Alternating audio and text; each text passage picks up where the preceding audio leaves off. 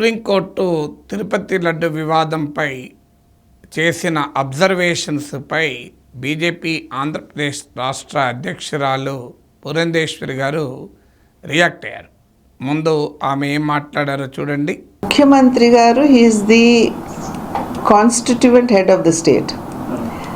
ఆయన ఉన్నటువంటి పరిస్థితుల్ని వారు సమీక్షించుకుని దాని మీద వారు ఒకవేళ స్టేట్మెంట్ ఇవ్వాలా వద్దా అనేది వారి యొక్క ఆలోచన విధానం మీద ఆధారపడి ఉంటుంది. ద కోర్ట్ వచ్చి సాధారణంగా ప్రభుత్వాలు తీసుకునేటువంటి నిర్ణయాలు ఏవైతే ఉన్నాయో అవి సరిగ్గా అమలవుతున్నాయా లేదా అనేటువంటి విషయాల్ని వారు పరిగణలోకి తీసుకోవాల్సినటువంటి బాధ్యత కోర్టుకుంటుంది. అంతేగాని ముఖ్యమంత్రి గారు మీరు ఎందుకు మాట్లాడారు అని ప్రశ్నించే అధికారం కోర్టులకు ఉన్నదా అనేది అందరం కూడా ఒక్కసారి ఆలోచించవలసినటువంటి విషయం. ఈ వ్యాఖ్యలో ఆమె అంటున్నది ఏంటి, మీరు ఎందుకు మాట్లాడారు అని ఒక ముఖ్యమంత్రిని, రాజ్యాంగబద్ధమైన పదవిలో ఉన్న వ్యక్తిని మరో రాజ్యాంగ వ్యవస్థ అయిన కోర్టులో అడగవచ్చా అన్న అనుమానాన్ని వ్యక్తం చేశారు. అయితే పురంధేశ్వరి గారు చాలా సీనియర్ రాజకీయ నాయకురాలు, చాలా రెస్పెక్టబుల్ పర్సన్, కాదని ఎవరు అన్నారు. ఆర్టికులేషను చాలా అనుభవము ఉన్నటువంటి నాయకురాలు. కానీ సుప్రీంకోర్టు మీరెందుకు మాట్లాడారని అడగలే, అక్కడే పొరపాటు ఉంది. మీరు అలా ఎందుకు మాట్లాడారన్నది తప్ప మాట్లాడకూడదని ఎక్కడ సుప్రీంకోర్టు అనలే. మాట్లాడే హక్కు ప్రతి పౌరునికి ఉంటుంది, ముఖ్యమంత్రికి కూడా ఉంటుంది. భావ ప్రకటన స్వేచ్ఛ రాజ్యాంగం కల్పించిన ప్రాథమిక హక్కు కనుక ముఖ్యమంత్రికి కూడా ఆ ప్రాథమిక హక్కు ఉంటుంది. అందుకే సుప్రీంకోర్టు మీరు ఆర్డర్ను చదవండి. నేను కింద live law, bar and bench అనే రెండు లీడింగ్ లీగల్ వెబ్సైట్లో సుప్రీంకోర్టు ఏ అబ్జర్వేషన్ చేసిందో ఇక్కడ డిస్క్రిప్షన్లో ఇచ్చాను, చూడండి. ఎందుకంటే మీడియాలోనైనా డిస్టార్ట్ అయ్యే అవకాశం ఉంటుంది. కానీ live law and bar and bench distortion ఉండని లీగల్ వెబ్సైట్స్ కనుక వాళ్ళ రాజకీయాలతో సంబంధం లేదు. సో ఇందులో చాలా క్లియర్గా సుప్రీంకోర్టు ఏమన్నది, మీరు సుప్రీంకోర్టు లైవ్ టెలికాస్ట్ కూడా ఉంటాయి, చూడొచ్చు కూడా. సుప్రీంకోర్టు ఎక్కడ మీరు ఎందుకు మాట్లాడారు అని ముఖ్యమంత్రి ప్రశ్నించలే. పురంధేశ్వరి గారు అడుగుతున్నారు, ముఖ్యమంత్రిని అలా ఎలా అంటారు, ఎందుకు మాట్లాడారు అని అంటారని. అలా ఎందుకు మాట్లాడారు, why did you speak like that అన్నారు తప్ప వై డిడ్ యూ స్పీక్ అని అనలే. Why did you speak like that, ఆ విధంగా ఎందుకు మాట్లాడారు. సుప్రీంకోర్టు అన్నది ఏంటి, ఒక రాజ్యాంగబద్ధమైన హోదాలో ఉన్న వ్యక్తి ఒక కల్తీ జరిగిందని కంక్లూజివ్గా ప్రూవ్ కాకముందే పబ్లిక్ కామెంట్స్ ఎలా చేస్తారు, అది కూడా కోట్లాది మంది ప్రజల మత విశ్వాసాలకు సంబంధించిన అంశం పైన అని సుప్రీంకోర్టు అడిగింది. మీరు రాజకీయ ఆరోపణలు, ప్రత్యారోపణల గురించి సుప్రీంకోర్టు ఇలా మాట్లాడలే. ఒక కోట్లాది మంది ప్రజల మత విశ్వాసాలకు సంబంధించిన అంశం పైన కంక్లూజివ్గా ఎవిడెన్స్ లేనప్పుడు, ఇప్పుడు ఆ కంక్లూజివ్గా ఎవిడెన్స్ లేదని సుప్రీంకోర్టు తన దగ్గరున్న సమాచారం బట్టి అభిప్రాయానికి వచ్చింది.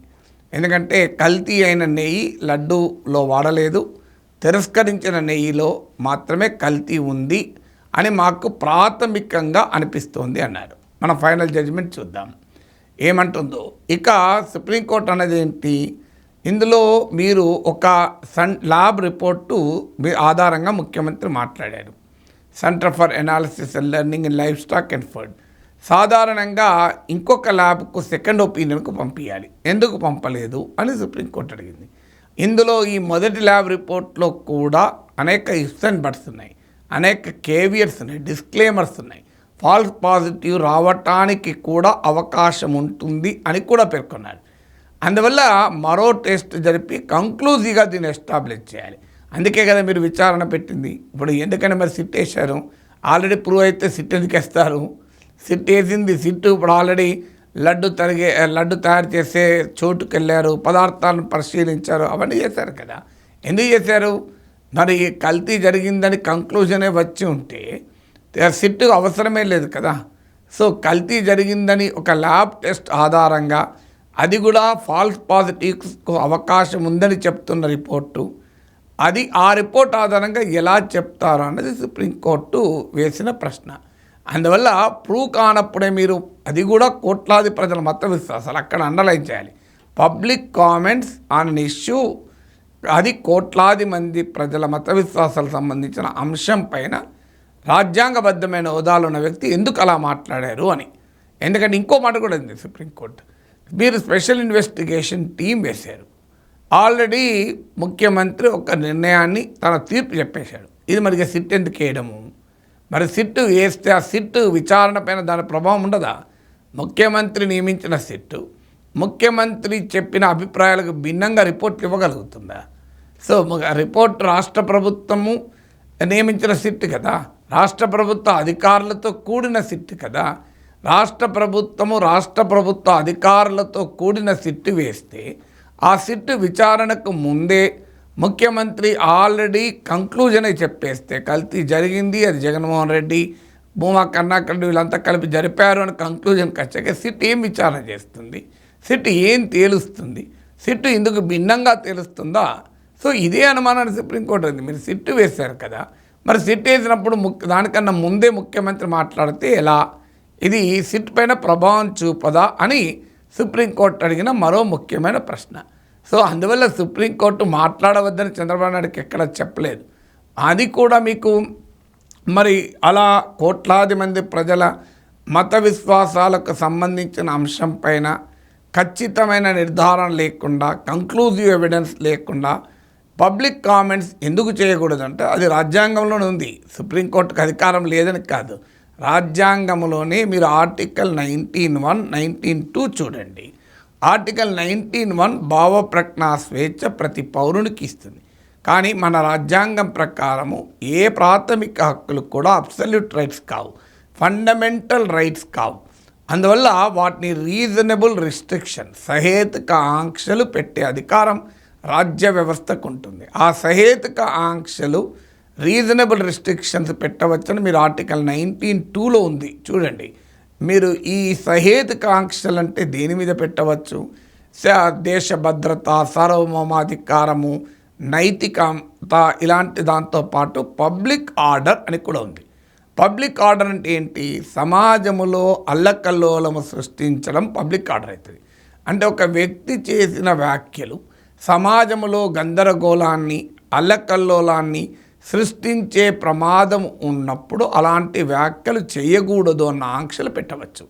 సో అందువల్ల ఇక్కడ కోట్లాది మంది మత విశ్వాసాలకు సంబంధించిన అంశం పైన ముఖ్యమంత్రి ఒక నిర్ధారణకు రాకుండానే, విచారణ పూర్తి కాకుండానే ఓ కామెంట్ చేయడం మరి పబ్లిక్ ఆర్డర్ ఇంపాక్ట్ చేయదా? అందుకే సుప్రీంకోర్టు ఉన్నది. ఆ పబ్లిక్ ఆర్డరు ప్రకారం ఆంక్షలు పెట్టడం టెస్ట్ ఆఫ్ రీజనబుల్నెస్ అంటారు. ఆ సహేతుకత కూడా న్యాయ సమీక్షకు నిలబడాలి అని సుప్రీంకోర్టు అనేక తీర్పులో చెప్పింది. ప్రభుత్వం నేను సహేతుక ఆంక్షలు అంటే సరిపోదు, అది కోర్టుల్లోనే ఆ సహేతుకత తేలాలి. సాక్షాత్తు సుప్రీంకోర్టు ఇది సహేతుకమైంది అని భావించి, అయ్యా ముఖ్యమంత్రి గారు మీరు రాజ్యాంగబద్ధమైన పదవిలో ఉన్నారు, పబ్లిక్ ఆర్డర్పై ఇది ప్రభావం చూపుతుంది కనుకనే సుప్రీంకోర్టు ఆ మాట అన్నది. కోట్లాది మంది ప్రజల మత విశ్వాసాలకు సంబంధించిన అంశం కనుక అది పబ్లిక్ ఆర్డర్ పైన ప్రభావం చూపే అవకాశం ఉంటుంది కదా. అందువల్ల article 19(2) of the constitution of India ప్రకారం రాజ్య వ్యవస్థకు పౌరుల భావ ప్రకటన పైన సహేతుక ఆంక్షలు విధించే అధికారం ఉంది. అది సహేతుకమా కాదా అని తేల్చే అధికారం కోర్టులకు ఉంది. అందువల్ల కోర్టులకు అధికారం ఉందా అని బీజేపీ రాష్ట్ర అధ్యక్షురాలు ప్రశ్నిస్తే ఇది కోర్టు ధిక్కారణ నేరం ఏం కాదు. కోర్టుల తీర్పులపైన, ఆదేశాలపైన వ్యాఖ్యలు చేయొచ్చు ఖచ్చితంగా. పురంధేశ్వరి గారు ఏమైనా కంటెంప్ట్ ఆఫ్ కోర్టుకు పాల్పడ్డారని నేనేం ఆరోపించడం లేదు. కంటెంప్ట్ ఆఫ్ కోర్ట్ అంటే జడ్జిలకు ఈ తీర్పులు ఇవ్వడం వెనకాల వాళ్ళకి ఏమైనా మోటివ్స్ ఉన్నాయంటే అది కంటెంప్ట్ ఆఫ్ కోర్ట్. అలాగే సుప్రీంకోర్టుకు తీర్పుకు వక్రభాష్యం పలికితే అది కంటెంప్ట్ ఆఫ్ కోర్ట్. కానీ ఇక్కడ సుప్రీంకోర్టు తీర్పు పైన ఆమె కొన్ని అనుమానాలు, ప్రశ్నలు వ్యక్తం చేసింది. ఆ వ్యక్తం చేసే హక్కు పౌరులుగా, సిటిజన్గా ఆమెకుంటుంది. అందువల్ల ఇది కంటెంప్ట్ ఆఫ్ కోర్ట్ కాదు కానీ but wrong questioning. So supreme court ఎప్పుడు కూడా తన పరిధిని మించి వ్యాఖ్యానించినప్పుడు డెఫినెట్గా మనం మాట్లాడచ్చు. కానీ ఇక్కడ పరిధిని మించలేదు కదా. క్లియర్గా article 19(2) of the constitution of ఇండియాలో ఉన్న అంశమే సుప్రీంకోర్టు చెప్పింది. ఇది పబ్లిక్ ఆర్డర్ విషయంలో ఆంక్షలు ఉండవచ్చు అన్నారు. అదే ఆంక్షలు చెప్పింది. ముఖ్యమంత్రి గారు ఎలా మాట్లాడతారని, అలా ఎలా మాట్లాడతారు, ఆ విధంగా ఎందుకు మాట్లాడారన్నది తప్ప ఎందుకు మాట్లాడారు అనలేదు. రెండింటి మధ్య చాలా తేడా ఉంది.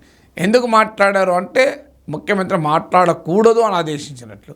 కానీ అలా ఆ విధంగా ఎందుకు మాట్లాడారంటే మీరు మాట్లాడే హక్కు మీకుంది, కానీ మీరు ఇలా మాట్లాడితే ఇలా పబ్లిక్ ఆర్డర్ పైన ప్రభావం ఉంటుంది కదా, అది హేతుబద్ధం అవుతుందా అనేది సుప్రీంకోర్టు అడిగిన ప్రశ్న.